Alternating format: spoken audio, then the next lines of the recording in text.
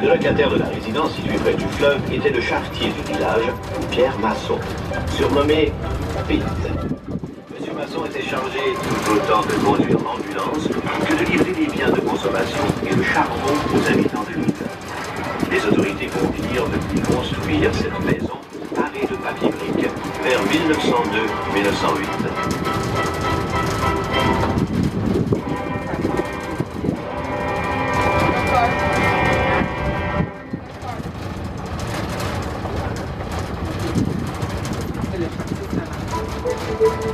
L'histoire du village de Saint-Luc de Grossil est évidemment intimement liée à celle de la station de quarantaine.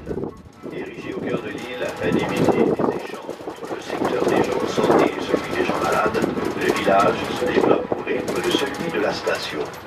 C'est à partir des années 1870 que sa présence devient permanente et que certains employés y demeurent, même pendant l'hiver. Comme vous venez tout juste d'entendre, c'est seulement à partir de 1974 qu'on dit qu'on a un village permanent à Grossil. Avant ça, comment ça fonctionnait, c'est que la station de quarantaine va rester ouverte de avril-mai jusqu'à octobre-novembre. Puisque vous devez penser qu'en hiver, le fleuve est gelé, c'est impossible à naviguer, donc il n'y aura pas d'immigration qui va se faire. Donc, durant cette saison-là, ces saisons-là de quarantaine, c'est de 200 à 300 personnes qui vont résider sur l'île. Donc, des médecins, infirmières, préposés, par exemple, de la station du bâtiment de désinfection. Aussi, il va y avoir des employés qui sont en charge de couper le gazon avec des faux, ainsi de suite. Mais c'est aussi leur famille qui va venir avec eux. Par exemple, si on prend l'exemple du dernier surintendant médical de l'île, Georges-Élie Martineau, qui est venu avec sa famille là, de 11 enfants et de sa femme.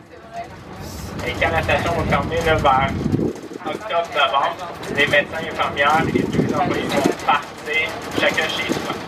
À partir de 1974, ça va changer, c'est que quand la station va fermer, il va y avoir environ 60 à 70 personnes qui vont résider ici. Donc certains de ces gens-là, c'est des employés, vont avoir certaines tâches à faire, mais sinon, ils vont être libres et leur famille de faire n'importe quelle activité comme tout bon village au Québec. Donc durant l'hiver, par exemple, ça peut être la glissade, ça peut être le tir de chevaux, ainsi de suite. Durant l'été, ça peut être la même chose aussi, ça peut être la baignade, la pêche, cueille de petits fruits, ainsi de suite. Oui, Grossil est isolé, mais ça ne veut pas dire qu'on est coupé du reste de la civilisation. Donc, comme vous pouvez voir, à votre gauche, on a une station Marconi qu'on appelle. Donc, on peut dire que c'est un télégraphe. Ça permettait d'envoyer les messages sur le continent, justement, pour savoir comment ça se passait ici à Grossil. Sinon, avoir de l'information de ce qui se passait dans le monde. Par exemple, ici, on a reçu l'information quand le Titanic a coulé. Sinon, on avait aussi un bureau de poste. Donc, on était capable d'envoyer de la malle, des lettres, et on était capable aussi d'aller chercher là, la poste à Montmagny. On va arriver bientôt à notre deuxième arrêt, la chapelle catholique. Donc, elle a été construite en 1874. C'est à sa construction qu'on va vraiment démontrer qu'il va y avoir un village dit permanent à Grossil.